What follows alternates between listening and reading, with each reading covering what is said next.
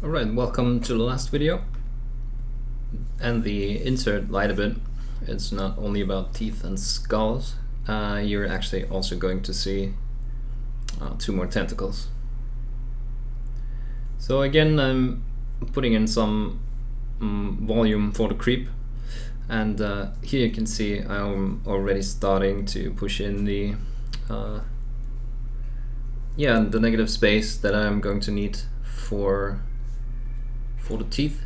So I'm pushing in into the clay with the ball tools and into that negative space I'm going to put the teeth. And yeah, this is just simple shapes, creating some negative space with the ball tool, and here you can see some cone shaped bit of clay is going to serve as teeth. You can make them however long you want. Ideally you're going to vary the length and the thickness of them again to not to make everything too regular again.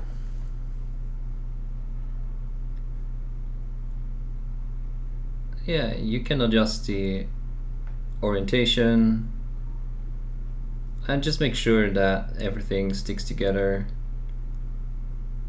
You don't want the teeth to fall out when everything is dry. So in this case I set up the teeth as sort of holding the stone, or maybe biting into the stone or clinging to the stone. I just generally try to make everything interact with the natural environment that is already there.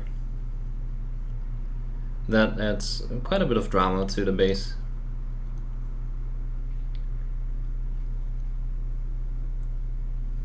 And I'm just going to repeat that step. Again, putting in a larger teeth, a second larger tooth, sorry.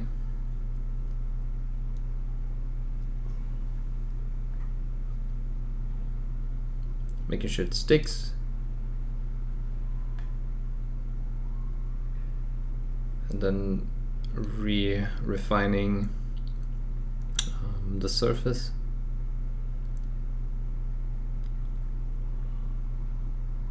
And the next step is going to be creating an orientation, but in this case I already was satisfied and just moved on. Once you put in all the teeth, and you can go back and reorientate some of them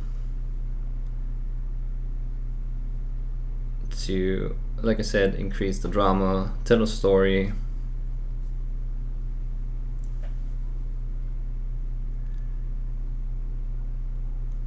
The third tooth was a bit of a smaller one, and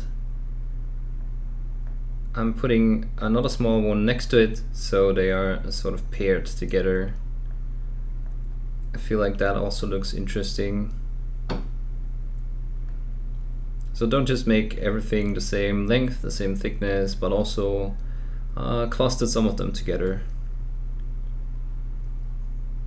Just add some variation.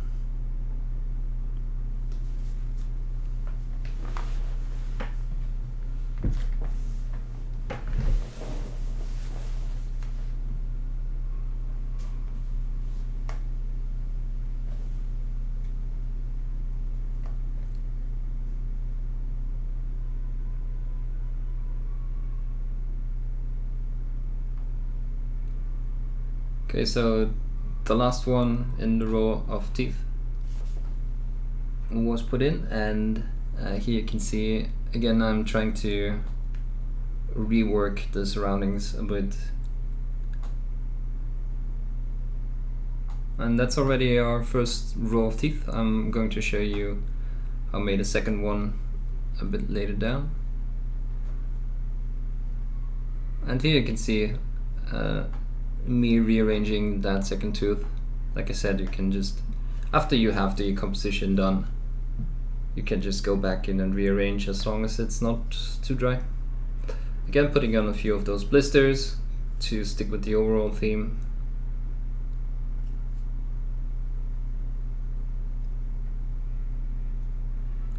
And here's the second large tentacle. Like I said, I wanted this tentacle to look a bit more like a tongue. So this part is only the outline, experimenting a bit with where I'm going to put it, and I was fine with it going here. Again, I have most of my tentacles come from below the creep, so I just press in the base of the tentacle and arrange it. Again, interacting with the border of the base.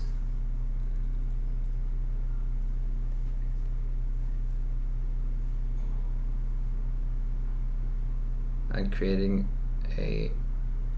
an exit wound, or whatever you would call that, in the creep.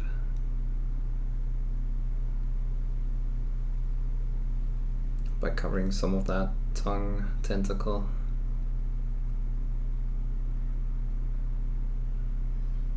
And after it's dry, like I said, I'm adding a bit more material so that it is broader in some areas, and then it just gets thinner towards the front.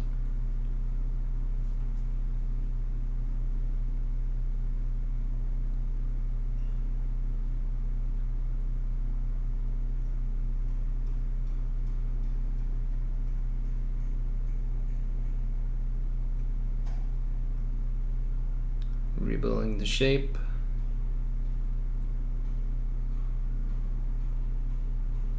Smoothing everything out, cleaning it up. Cleaning it up, sorry.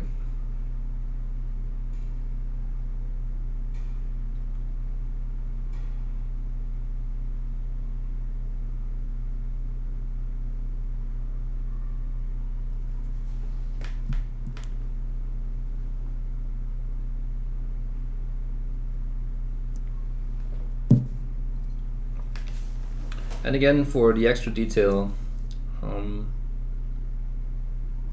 putting in some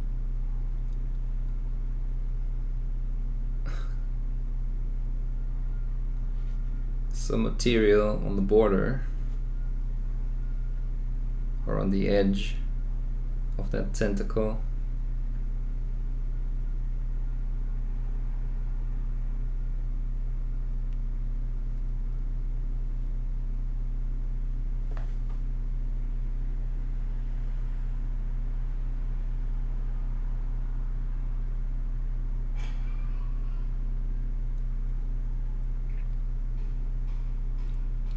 Again, I was looking at how slugs look. Oops, got a bit of an oopsie there. Just putting it back on.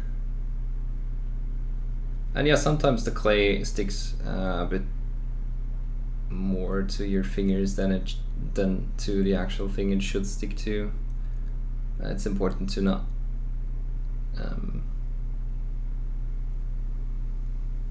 lose your cool and just stay calm and focused and press it on.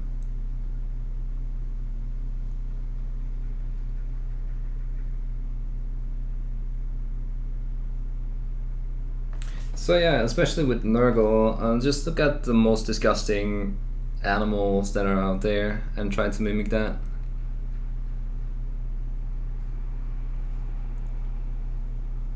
Also, there's a lot of snails that live in just below the sea that could give you some inspiration there.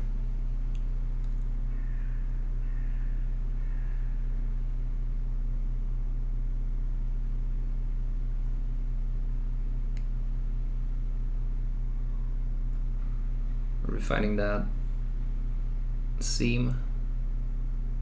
And then just smoothing out everything again. And color shapers are pretty good for that. You just have to make them a little bit wet and they will smooth out most everything.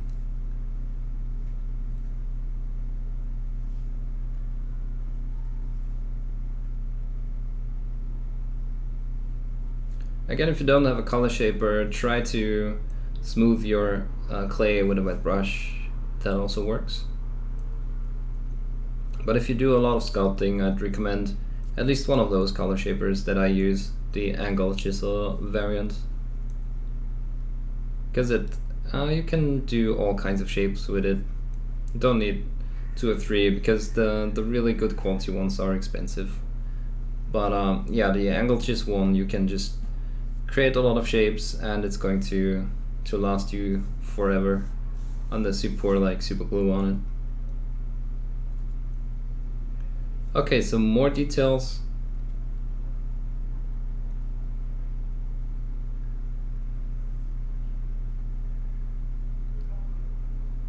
While I blend that tongue into the rest of the overgrowth.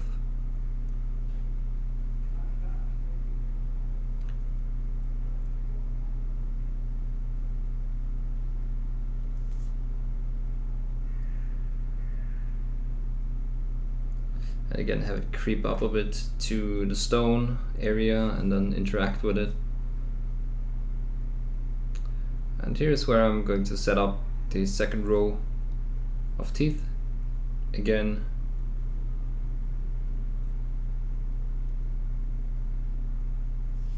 the ball tool,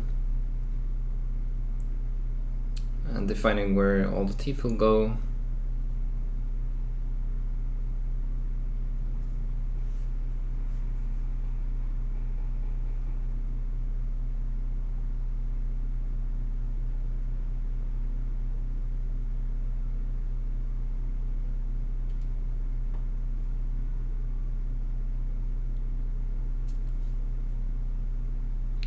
Rolling out my cones and putting them into the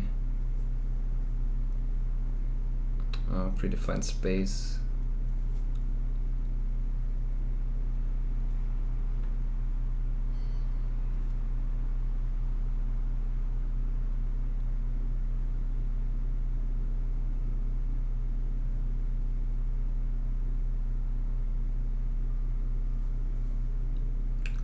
Pushing and pulling them in shape and where in the position I want them to be.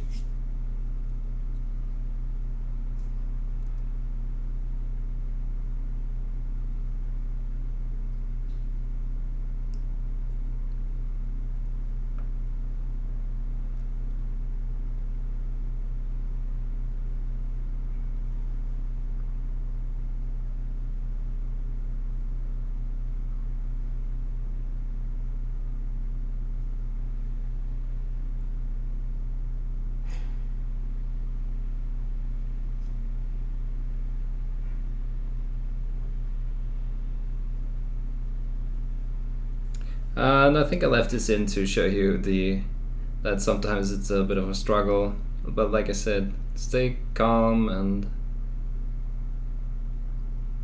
keep your tools wet so that it doesn't stick too much to the clay.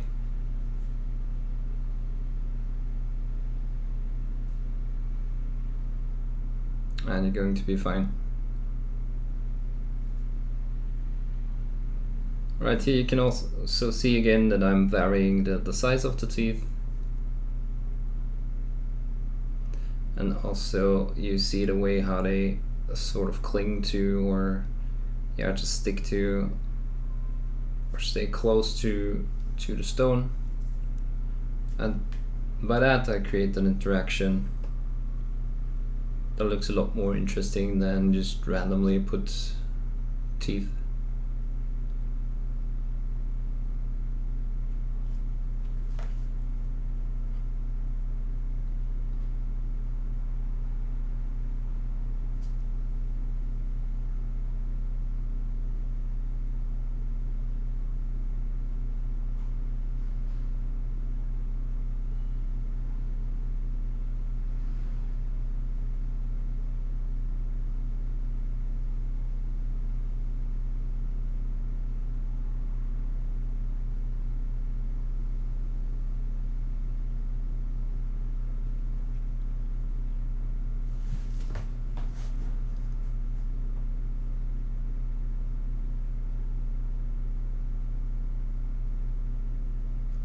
Last one, again clustering two of them together, at least kind of. And I'm switching between a hard tool and the color shaper to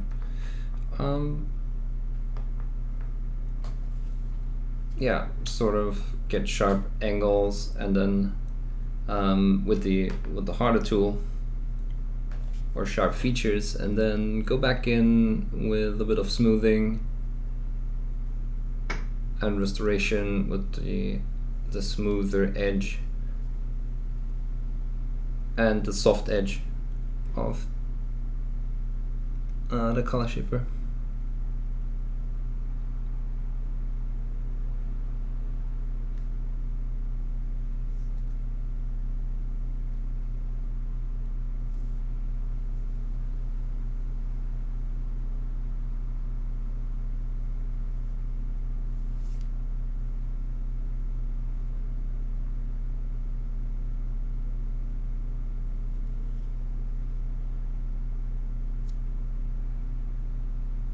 And I think I decided to put in one more because I ended with a cluster to the left.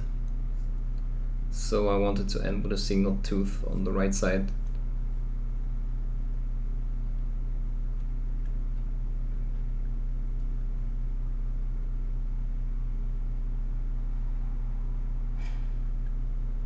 Again, you see me struggle.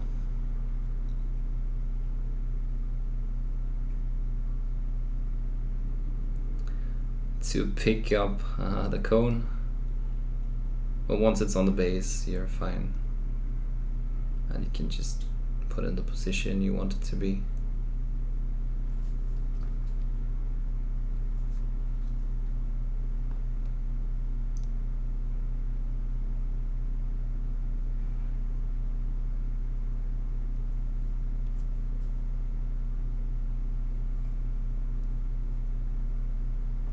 Yeah, I thought that one was too long, so I just cut it off with the harder tool, and you can see repositioning it a tiny bit and cutting away excess, and then going in with the color shaper and redefining the round shape.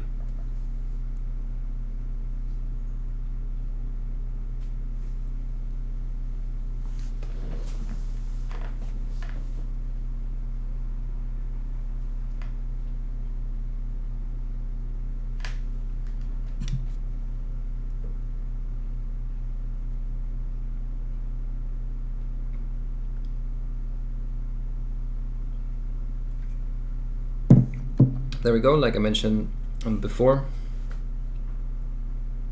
putting some of the microbeads on areas where you have two different items interacting.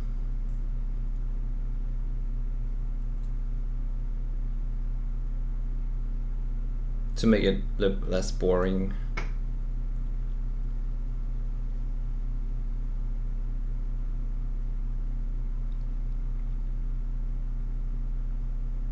And to mix it up, I put a larger ball there that I made out of putty, cleaning everything with a brush,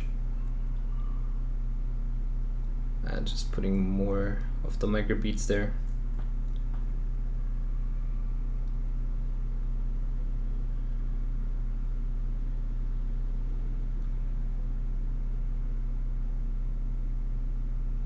Again, what you could do is just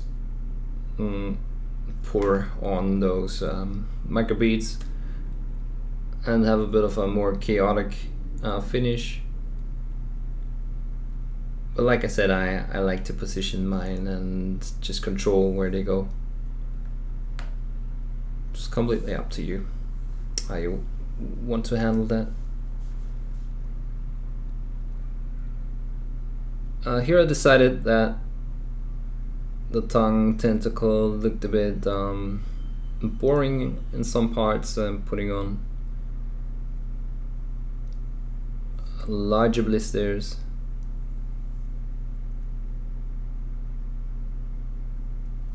Some half spheres of different sizes,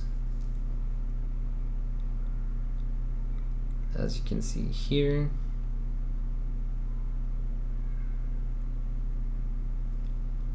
using the color shaper to smooth out the edges and to integrate it into the tongue.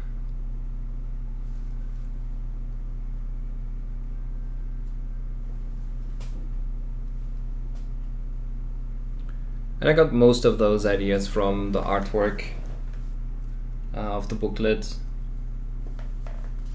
So if you are out of ideas, just look at artworks. Games Workshop has a lot of them out. But of course, you could just look at random artworks from Google search too.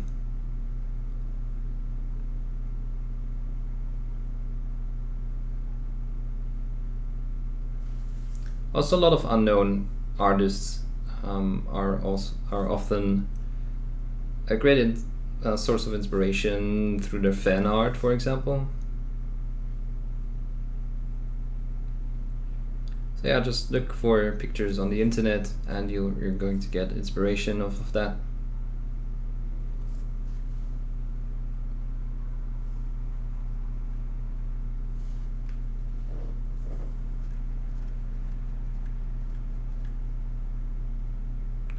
Putting in a bit of a ripple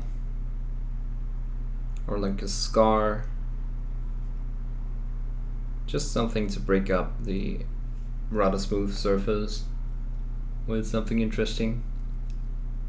Of course, smooth surfaces you can just shine on with your painting, your pattern painting, for example. Well, it always helps if there's a few sculpted features there.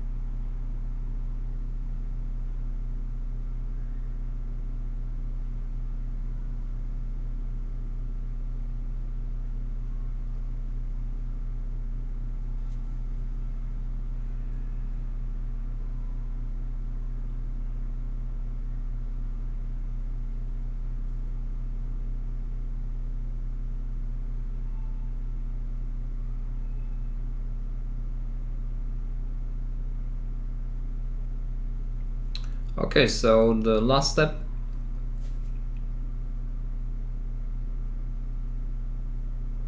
you can actually buy skulls from various companies these days, and I think Games Workshop is coming out with their own set, but and that's just me, I kind of want the skulls also to look rather realistic, and from what I saw so far in the Games Workshop box, not all of the skulls are really going by that standard.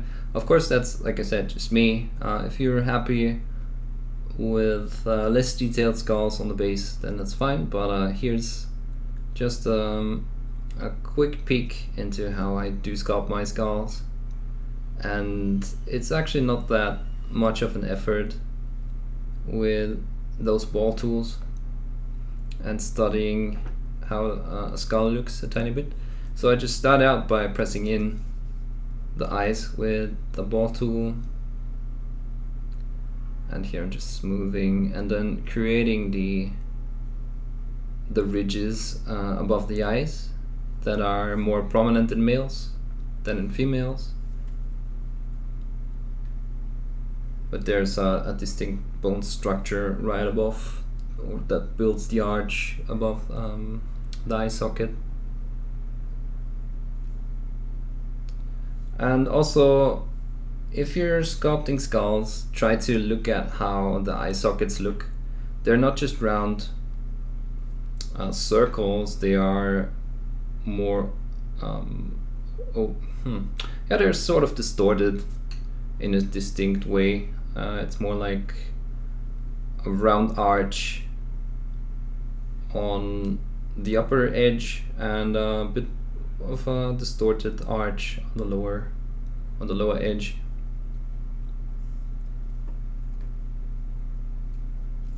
Just Google skulls and go to pictures and you will see what I mean.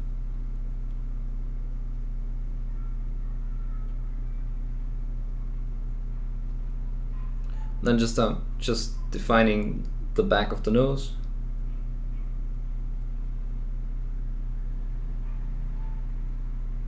And the temples.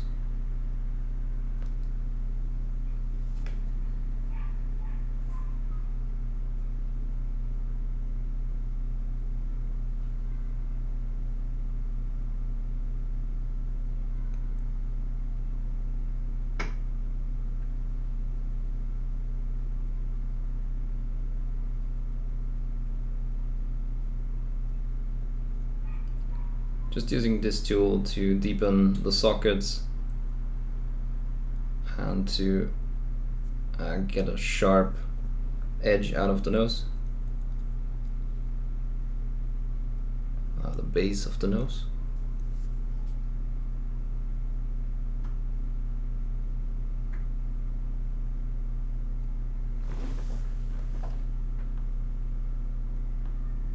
Sure, I'm adding some of a bit of material, a bit of volume to the upper arch. Like I said, that's a rather prominent feature, and it also helps to put that there to make skulls look a bit more menacing, and to have some area where light will catch on when you are actually painting it.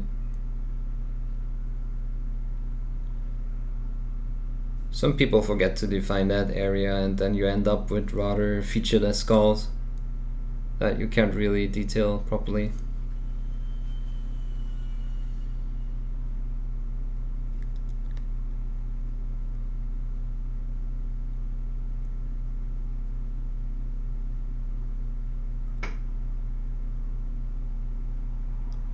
You don't need a tool like that. You can do all of this with ball tools. The thing is,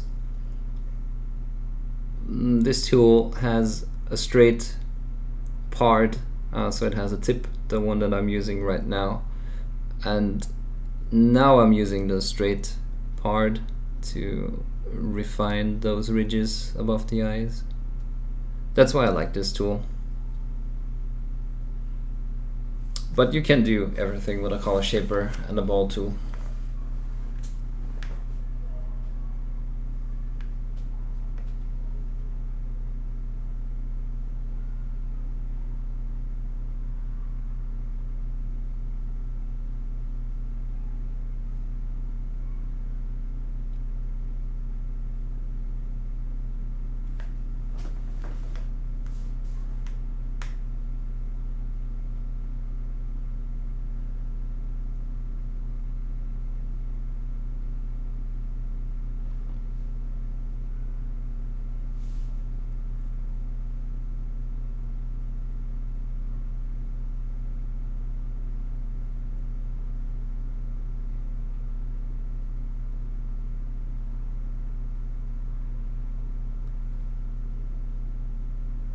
Okay, putting on some volumes for cheekbones, and also the nose is coming a bit further to the front.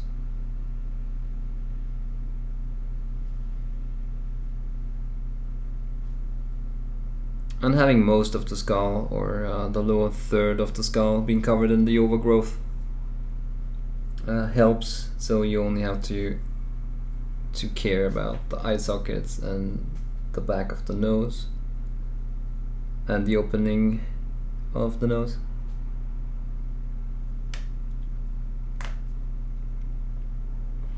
The really fiddly stuff when sculpting skulls are actually the teeth, because you You need a needle for that usually.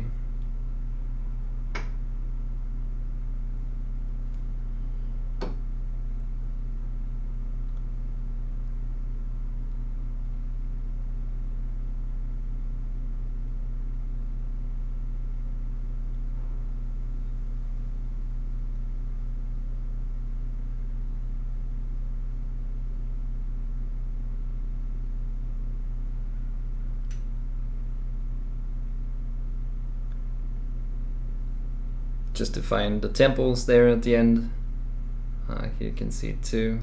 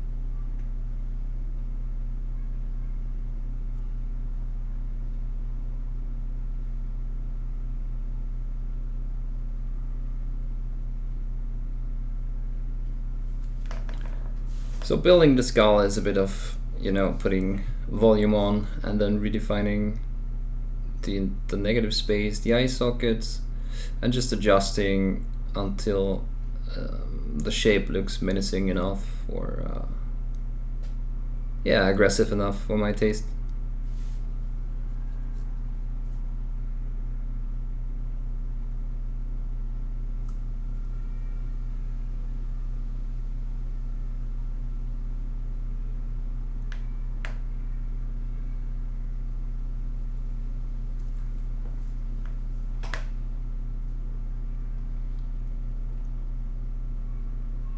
Putting in some last steps, smoothing everything, refining the temples.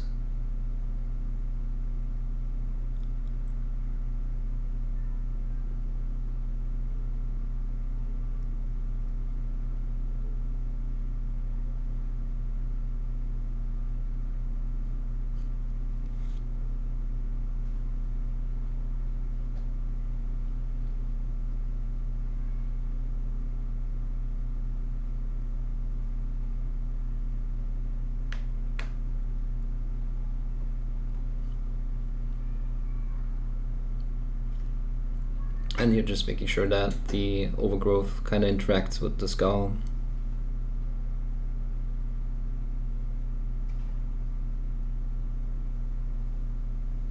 So I can later paint that sort of as if it would melt together, with the skull, and have a nice gradient there from green to maybe probably not white, but this colored white maybe.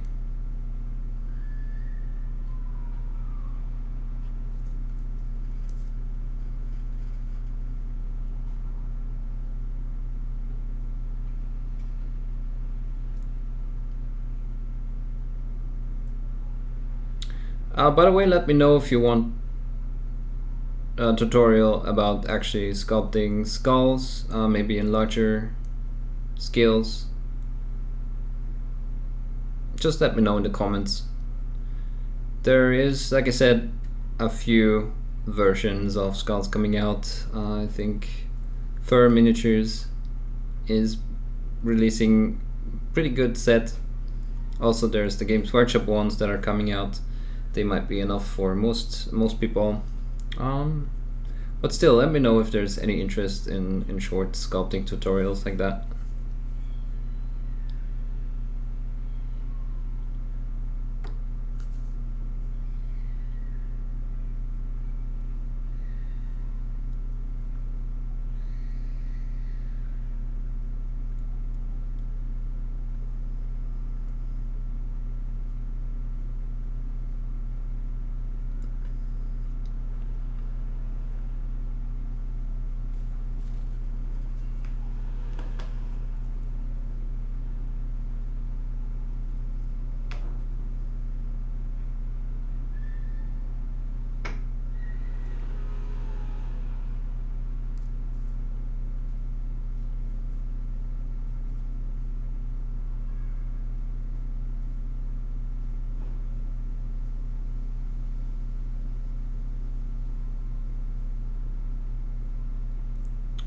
And I also left the second skull in, so here I'm creating the second skull.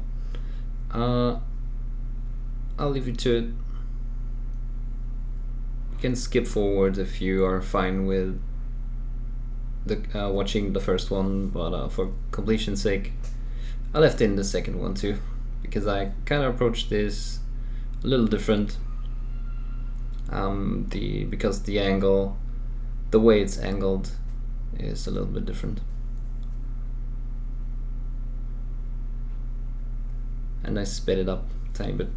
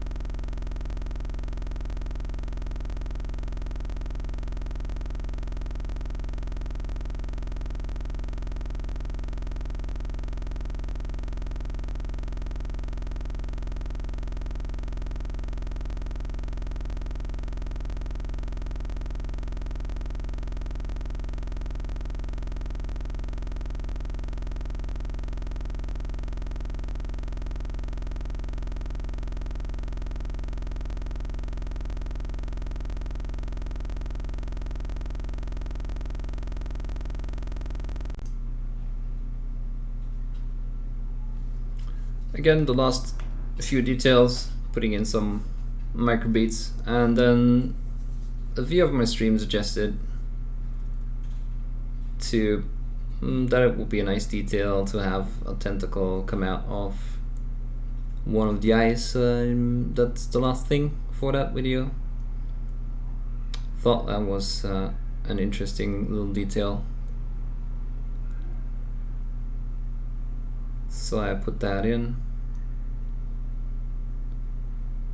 Again, fixing it to the base and then just